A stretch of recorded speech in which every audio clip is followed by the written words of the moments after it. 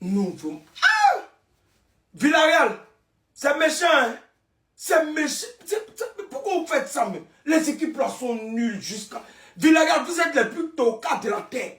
Sinon, le Real des voleurs joue qu'un ballon. Le Real des voleurs vaut. Le Real des voleurs, vous êtes trop nuls. Villarreal, je ne comprends pas. Je ne comprends pas. Mercredi, Monaco, c'est pas passé. On dit encore Villarreal. Mais c'est quoi même? Je suis fatigué, ça m'énerve. Oh, Villarreal, Pépé, mais il y a rentré. Pépé, moi, je pensais que quand tu allais rentrer, tu allais venir faire les petits trucs. Dernière minute, vous donnez pénalty encore à Mbappé. Mbappé, ce nul-là. Il m'a... Depuis le début de la saison, Mbappé avait marqué pénalty, c'est moi. Oh, Pape Gay. Pape, non. Les équipes, non. Vous êtes trop nuls. Vous êtes trop nuls. J'ai mal. Ça m'énerve. Oh. Oh. Le Real des voleurs, vous êtes super. Qu'est-ce qu'il raconte? Tout m'énerve. En fait, je vous jure, j'en ai marre de faire des hate watch. Je vous assure. Victoire 2-0 du Real Madrid et honnêtement, Villarreal, allez vous faire foutre. Voilà, non, ça dégaine sur place publique. À un moment donné, il faut arrêter aussi. Lui, en fait, j'en ai marre parce qu'il fait un match de merde. Il fait un match de merde, mais il met doublé. Il met doublé alors qu'il fait un match de merde. Dans le jeu, on l'a pas vu, sincèrement. L'opportuniste. Voilà, une erreur de Pape Gay. Bim, premier but. Deuxième but, il provoque le penalty. Bravo, non, bravo Kylian Mbappé. Qu'est-ce que vous voulez que je vous dise? Voilà. Gérard Moreno. On va venir sur toi.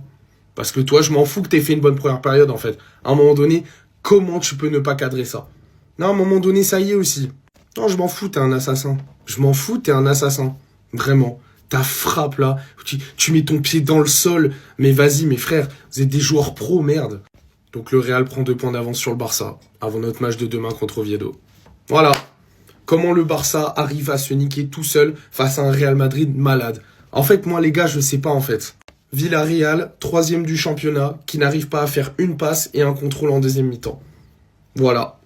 Et après, on me dit que c'est la meilleure ligue du monde par rapport à la première ligue. Mais à un moment donné, les gars, s'il vous plaît, genre juste, faut ouvrir les yeux. L'arbitrage, les gars, on va pas en parler. La main d'Asensio, bah, il y a clairement main parce qu'il est pas dans la surface. Mais bon, au début du match aussi, il y a pas carton jaune pour le joueur de Villarreal. Bellingham, il tombe tout seul. Mais à un moment donné, on est en Liga, les gars. Franchement, ça me choque même plus, en fait.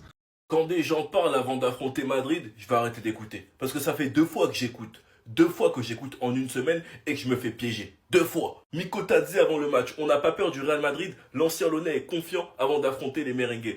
Nous sommes les 3e de Liga. Je pense que c'est plutôt eux qui devraient avoir peur de nous. Mais peur de quoi? Peur de quoi? Arrêtez de parler avant d'affronter le Real. Vous me donnez des espoirs pour rien. Moi, Mikotadze, j'étais confiant parce que t'avais été buteur à l'aller. Au Bernabeu.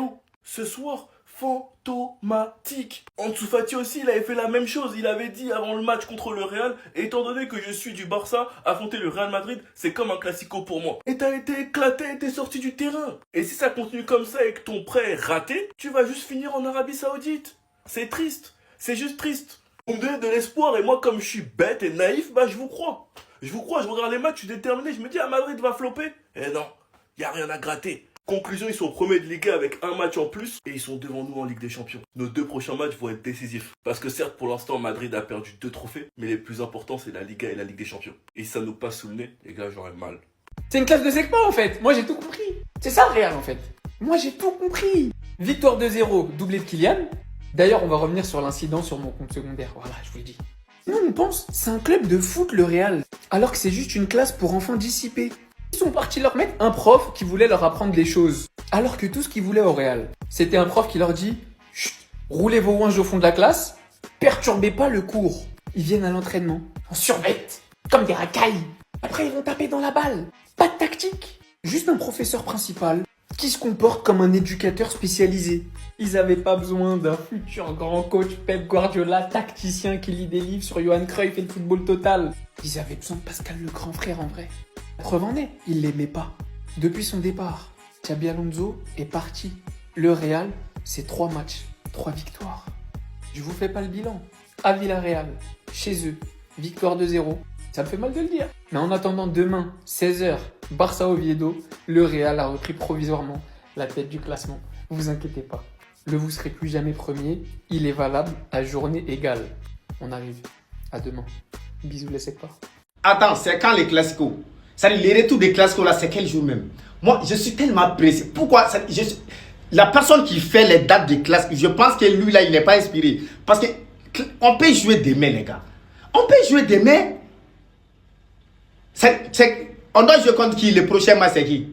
Parce que Villarreal n'avait pas de niveau. Franchement, Villarreal n'avait pas de niveau. Moi-même, ça dit, voilà, il n'avait pas de niveau. Donc, le prochain match, c'est quand? On peut le faire en classico, on peut jouer ça au lieu d'attendre jusqu'au 10 mai, là. C'est loin, les gars. C'est loin. Demain, c'est bon. Jouer ça demain. Hein? C'est bon. On va se patienter pour attendre. Sinon, demain, là, nous, on est prêts. Une blague. Je te pensais méchant, mais pas à ce point-là. Quel dictateur. Quelle méchanceté gratuite. Et même pas une semaine, Brahim Diaz a raté son penalty, sa panenka, à la dernière minute de la finale de la CAN entre le Maroc et le Sénégal. Retrouvailles, il rentre sur le terrain, il a un penalty Mbappé. Quelle est la première chose à laquelle il pense dans sa tête? Tu veux rendre les gens tristes. Mais c'est ça Kylian. Et en plus, le caméraman, il est méchant. Pourquoi tu le vises? Tu vois pas qu'il est en train de chialer? C'est pas un ami, hein. Brahim, je te le dis, hein. C'est pas un ami. Il se moque de toi. Il est méchant, c'est un dictateur. Je connais toutes tes facettes, Kylian. T'es passé par mon club, le PSG, t'es resté 7 ans.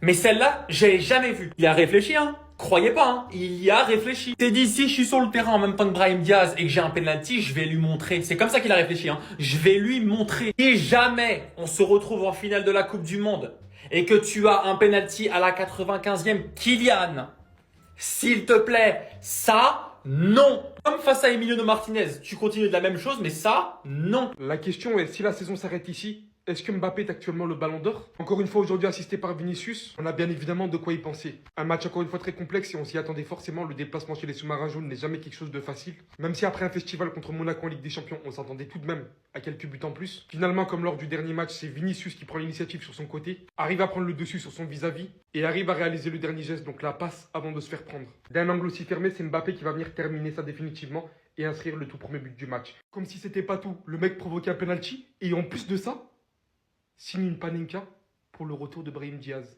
Brahim Diaz, je ne sais pas si pour le coup tu te trouves au mauvais endroit, au mauvais moment. En tout cas, il avait qu'une intention de montrer ce que c'était une panenka décisif pour tuer le match contre le Villarreal. Bien évidemment qu'on peut fortement y penser. À partir du moment où toute compétition confondue, Kylian Mbappé signe actuellement son 39e but, donc le but qui vient s'ajouter avec la panenka. 87 buts en 87 matchs pour le Real Madrid. Ça, c'est encore autre chose dont je parlerai dans mes livres. Tellement c'est devenu banal pour lui marquer des buts. Je sais pas comment il est arrivé à ce niveau-là. Je vous jure, des fois, je me force à détester Mbappé. Mais ce bâtard, il est trop vicieux. Il est trop marrant. Là, vous allez me dire, il a mis une panenka au hasard. Juste pour mettre une panenka. Ce bâtard, il lui a rappelé des flashbacks. En fait, Mbappé, même si c'est ton coéquipier, Wallah, il te fera toujours du sale. Je vous jure, pour moi, c'est pas une coïncidence. C'est pas anodin. C'est fait exprès. Mbappé, tu l'as voulu. Tu veux le mal de Brahim Diaz. Quand tu vois sa tête, je vois tout sauf un mec heureux. Et là, tu lui as encore infligé des traumatismes. Wallah, c'est pas bien. Mbappé, t'es un putain de haggar. T'es un putain de haggar. Moi, je dis ça, je dis rien. Mais j'en suis sûr qu'il l'a fait exprès, les gars. En tout cas, aujourd'hui, il nous fait une saison stratosphérique, les gars. On peut clairement rien dire. Il répond présent, prétendant au ballon d'or. Voilà, ça change pas d'habitude. Mais en plus, il te lâche une panenka. Exceptionnel. Dis-moi comment tu veux détester ce joueur. C'est impossible. Le mec, il te fera rire dans n'importe quel moment. Mbappé, sache un truc, tu es mauvais. Mais c'est fini. En fait, je peux pas le détester. Voilà, c'est moi qui vous le dis, je peux pas le détester parce qu'il a capté mon type d'humour. C'est un sadique, c'est un méchant. Avant de poursuivre la vidéo, n'hésitez pas à vous abonner sur YTB. Là, je veux sortir le débrief bientôt. Victoire 2-0 du Real Madrid face à Villarreal. Et pour moi, c'est entièrement mérité parce que j'ai apprécié le collectif là aujourd'hui. 3 victoires consécutives, c'est bien de le rappeler parce que ça fait longtemps qu'on n'a pas fait ça. On était en difficulté. On est premier du classement devant le SC Barcelone provisoirement. Ça, je le précise. Très bon match de la part de Vinicius. Très bon match de la part de Camavinga. Mbappé qui a été méchant, chirurgical. Mastantuono qui progresse de jour en jour. Mais il va falloir qu'il s'améliore dans quoi? dans la volonté de faire mal à l'adversaire, bordel, fait du mal. Et derrière, j'ai bien apprécié, ça a été solide, preuve clean sheet là aujourd'hui. Essen, on l'a tapé dessus, très bon. Très bonne compatibilité aussi avec Asensio. J'espère que ça va continuer ainsi. Carreras, match vraiment patron. Ça a été l'un des meilleurs pour moi aujourd'hui. Thibaut Courtois, il a pas trop été inquiété aujourd'hui. Donc pour l'instant, le groupe vit bien. Le groupe est prêt à se sacrifier pour Arbeloa. Et moi, c'est le plus important. Tant que le Real Madrid avance, je suis bien, alhamdoulilah.